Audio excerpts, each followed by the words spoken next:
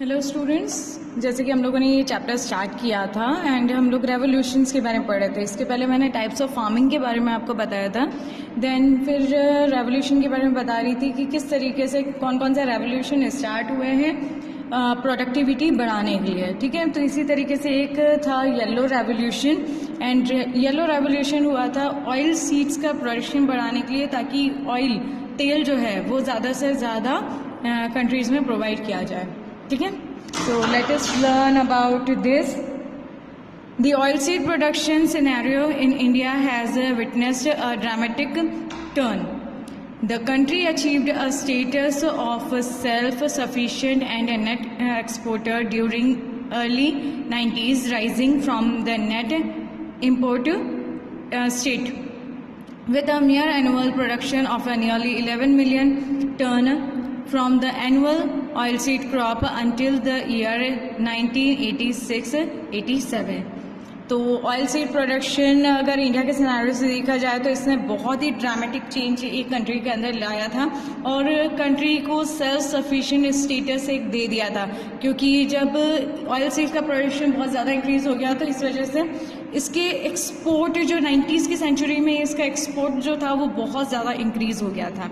ठीक है, और इवन एनुअल जो टर्न था वो था 11 मिलियन टर्न इन्होंने एक साल में अचीव कर लिया था, और अंटिल 1886 तक बहुत ज़्यादा इनका और प्रोडक्शन जो था वो बढ़ गया था। In a span of just a decade an all-time record oilseed production of 25 million ton from annual oilseed crops was attained during 1996 to 97, और 25 million tons जो था वो 96 to 97 इस टाइम तक और रिकॉर्ड कर लिया था। ठीक है, this transformation has been turned as a yellow revolution and could be primarily attributed to the institutional support, particularly the setup of a technology mission on oilseed in 1986। तो 1986 में इस को हमने सेटअप किया था एंड 96-97 तक इसका वो कंट्रीब्यूशन इतना ज़्यादा हो गया कि इसे येलो रेवोल्यूशन का नाम उस समय दिया गया। ठीक है, नेक्स्ट हम लोग पढ़ रहे हैं ब्लू रेवोल्यूशन। ब्लू रेवोल्यूशन, जैसे कि ब्लू को हम कनेक्ट करते हैं पानी से। ठीक है, तो यहाँ पे ब्लू रेवोल्यूशन जो है वो ओशनिक एनिमल्स को लेके किया था। ठीक है, now what is the blue revolution? It is the rapid expansion of intensive commercial aquaculture. Aquaculture that means aqua को पानी बोलते हैं, तो जो एक्वाकल्चर है पानी से रिलेटेड जो जीव हैं उसकी एक्सपेंशन के लिए, उसका कमर्शियल एक्सपोर्ट, उसका बिजनेस बढ़ाने के लिए इस रेवोल्यूशन को सेटअप किया था। Came in a decade after the green revolution 1970s chemical based agriculture. ठीक है, तो ये ग्रीन रेवोल्यूशन के करीबन डिकेड बाद 100 साल बाद करीबन ये आया था। ठीक है, 1970s के around and chemical based agriculture इसको किया गया था। दैट मीन्स कि इसका जो प्रोडक्टिविटी थी वो केमिकल बेस्ड भी कर दी थी। Increase global food production and reduce a wide spread hunger. तो इसे ग्लोबली फूड प्रोडक्शन बढ़ाने के लिए भी किया था एंड ताकि जो हंगर जो है, मतलब जो भूखमरी बहुत ज़्यादा चल रही थी उसको रिड्यूस करने के लिए। ठीक है, दैट मीन्स कि हमारे यहाँ वेजिटेशन को ही ज़्यादा सपोर्ट किया जाता था, लेकिन बाद में मीन्स ऐसी जगह हैं जहाँ पे जो ओशनिक लैंड्स हैं, जहाँ पे ओशन ज़्यादा नज़दीक है और वहाँ पे उतनी वेजिटेशन नहीं है, तो उस जगह पे इसका ब्लू रेवोल्यूशन का ज़्यादा चलाया गया था, ताकि वहाँ पे अगर वेजिटेशन नहीं पहुँच रहा है तो एटलीस्ट वो लोग जो ओशनिक एनिमल्स हैं उनको ही एटलीस्ट अपना फूड बना सके। ठीक है, now golden revolution. Actually golden revolution को समझाने से पहले मैं एक चीज़ आप लोग को क्लियर करने वाली हूँ। आपकी बुक के अंदर पिंक रेवोल्यूशन के नाम पे दे रखा है कि पिंक रेवोल्यूशन स्टार्ट किया था for the production of fruit and dry fruits वगैरह, बट वो स्टार्टिंग में उसे पिंक रेवोल्यूशन नाम दिया था, लेकिन अब पिंक रेवोल्यूशन जो है वो मीट प्रोडक्शन बढ़ाने के लिए यूज़ कर रहे हैं, और वही पिंक रेवोल्यूशन जो फ्रूट प्रोडक्शन के लिए यूज़ हुआ था उसे अब गोल्डन रेवोल्यूशन बोला जाता है। ठीक है, तो let us learn about the golden revolution. The Golden Revolution was the period between 1991 to 2003.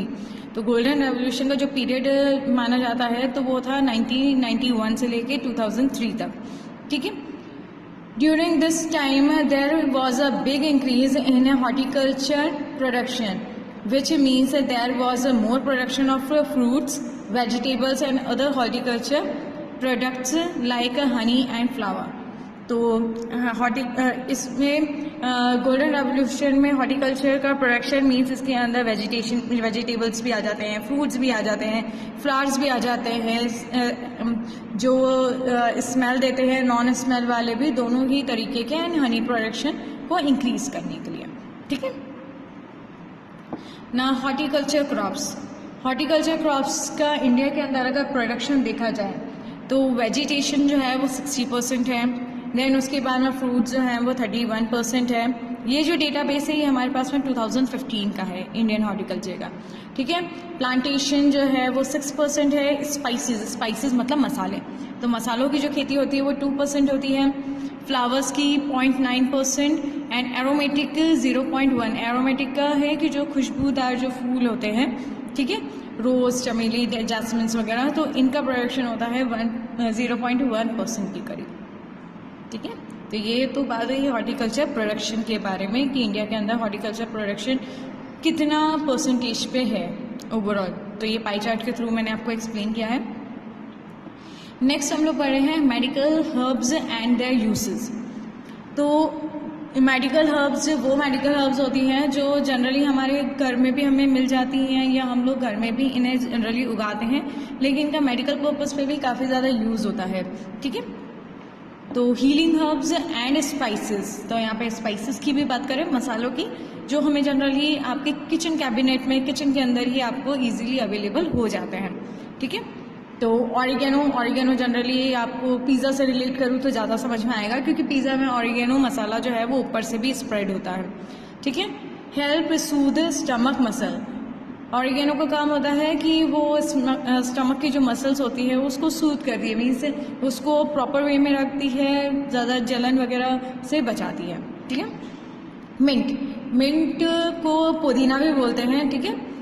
Can ease hiccup, means अगर आपको हिकअप्स बहुत ज़्यादा आ रहे हैं, हिकअप्स का मतलब होता है हिचकियाँ, तो हिचकियाँ अगर बहुत ज़्यादा आ रही हैं तो अगर पुदीना जो है उसकी लीव्स को अगर आप चूसोगे तो हिकअप्स में आपको आसानी होगा. मीन्स जनरली कुछ लोग होते हैं जिनको हिकअप्स बहुत ज़्यादा आते हैं. ठीक है. मीन्स नॉर्मल टाइम पे तो आते ही हैं, बट कुछ लोग होते हैं जिनको बहुत ज़्यादा आते हैं, तो उसकी ईज करने के लिए मिंट का यूज़ किया जाता है. Ginger एंटीनोसिया remedy. जिंजर अदरक. ठीक है.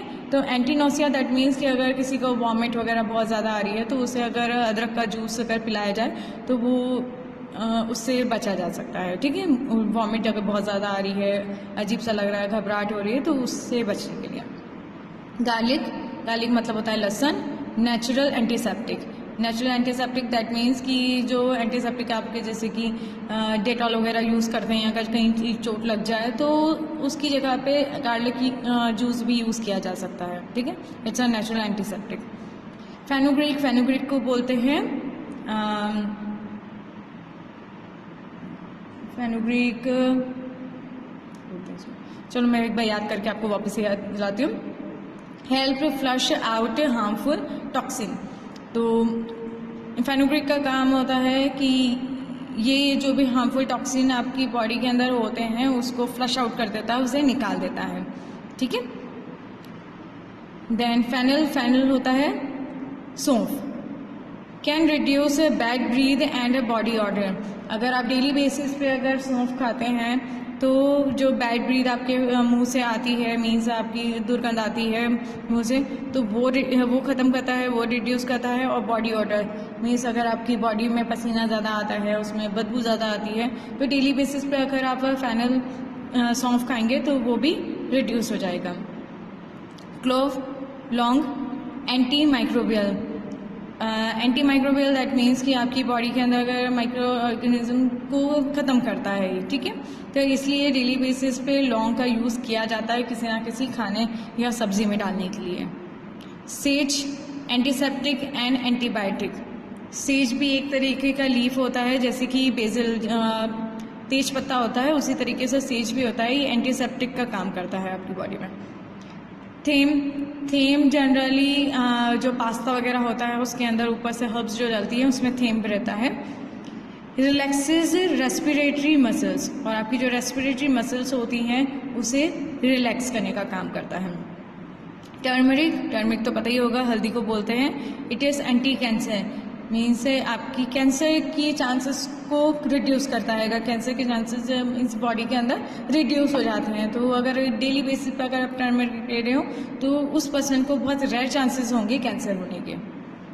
बेसिल तेज पत्ता can relieve gas and Sood stomach upset. अगर आपका स्टमक अपसेट है, जलन हो रही है, एसिडिटी है, तो बेसिल लीव्स जो है वो उसे सूद करता है, उसे कम करता है। ब्लैक पेपर काली मिर्च हेल्प्स रिलीव इंडाइजेशन। अगर आपका बहुत ज़्यादा आपने खाना खा लिया है, इंडाइजेशन हो रहा है, पचने में प्रॉब्लम आ रही है, तो काली मिर्च जो है वो उससे इंडाइजेशन की प्रॉब्लम को रिड्यूस करता है। Cayenne can stop a heart attack. Cayenne का मतलब होता है लाल मिर्च। तो कैन जो हार्ट अटैक की प्रॉब्लम जो है उसको भी स्टॉप करता है। सिनेमन दालचीनी हेल्प लोअर ब्लड प्रेशर। अगर किसी को हाई ब्लड प्रेशर है तो अगर वो डेली बेसिस पे सिनेमन अगर खा रहे हैं, दालचीनी खा रहे हैं, तो वो उससे हाई ब्लड प्रेशर को लोअर करने में हेल्प करता है। Dill treat heartburns colic and gas. Means अगर एसिडिटी है, हार्ट बर्न्स का मीन्स वो एसिडिटी के अंदर ही आ जाता है, क्योंकि कई बार बहुत ज़्यादा जलन होती है। अगर स्पाइसी फूड खाया है तो जलन जब ज़्यादा होती है तो डिल भी एक तरीके की हर्ब रहती है, जिससे वो एसिडिटी की प्रॉब्लम जो है वो खत्म हो जाती है। रोज़मेरी एंटीऑक्सीडेंट, रोज़मेरी भी एंटीऑक्सीडेंट का काम करती है, और ये सारे हर्ब्स जो हैं थीम, डिल, रोज़मेरी, ये आपको जो पास्ता के अंदर जो हर्ब डलती हैं अलग से जो मिलती है उसके अंदर ये सारी चीज़ें आपको अवेलेबल हो जाती हैं। ठीक है, तो ये तो बात हुई हीलिंग हर्ब्स के बारे में। ओके, नेक्स्ट हम लोग पढ़ रहे हैं स्ट्रेटजी फॉर हॉर्टिकल्चर डेवलपमेंट की। हॉर्टिकल्चर डेवलपमेंट के लिए क्या स्ट्रैटेजी है जो गवर्नमेंट ने बनाई है। Vision statement and road maps are being prepared for major horticulture product. तो जहाँ पे भी मेजर हॉर्टिकल्चर क्रॉप्स ग्रो की जाती है वहाँ पे उसको ध्यान में रखते हुए रोड मैप्स बनाए जाते हैं, ताकि उन्हें पता रहे कि किस किस जगह पे किस तरीके की हॉर्टिकल्चर जो है इनके का ध्यान रखना है और किस तरीके से उनको विजन में लाना है। तो कौन कौन सी मेन 8 हॉर्टिकल्चर क्रॉप्स हैं। Mango, cashew, pomegranate, Mandarin orange, sweet orange, grapes, banana and onion. ठीक है, crops wise steering group constituted. अब ग्रुप वाइज इनको रखा जाता है कि किसके प्रोडक्शन पे ज़्यादा ध्यान रखना है, इनको ग्रुप में रखा जाता है, वहाँ पे उसके प्रोडक्शन पे ज़्यादा ध्यान रखा जाता है। ठीक है, the report will be ready in a month time. और इसकी रिपोर्ट जो है वो हर मंथ उन्हें प्रॉपरली रेडी करनी पड़ती है कि इनका प्रोडक्शन जो है वो प्रॉपर बेसिस पे चल रहा है कि नहीं चल रहा है, कुछ प्रॉब्लम तो नहीं आ रही है इनकी ग्रोथ में। तो ये सारी जो रिपोर्ट है वो एक मंथ टाइम में इनको रेडी रखनी रहती है। Comprehensive district agriculture plan are in final stages of preparation. और फिर उसके बाद डिस्ट्रिक्ट वाइज एग्रीकल्चर प्लान जो है वो फाइनल स्टेज में प्रिपरेशन के लिए लाया जाता है। Cluster wise infrastructure mapping is being completed as a part of CDAP। और साथ ही साथ cluster wise means cluster wise का देखा जाए तो एक स्टेट में कहाँ कहाँ पे हॉर्टिकल्चर प्रोडक्शन हो रहा है उसका एक मैपिंग की जाती है उसका, और फिर उसका कंप्लीट एक इंफ्रास्ट्रक्चर बनाया जाता है। ठीक है, नेक्स्ट हम लोग पढ़ेंगे about the types of mineral found in India. ठीक है, तो मिनरल जो है वो हमें 3 तरीके के मिलते हैं, जो मेटेलिक, नॉन मेटेलिक और एनर्जी मिनरल्स होते हैं। ठीक है, तो इनके बारे में हम नेक्स्ट वीडियो में पढ़ेंगे। Till then take care.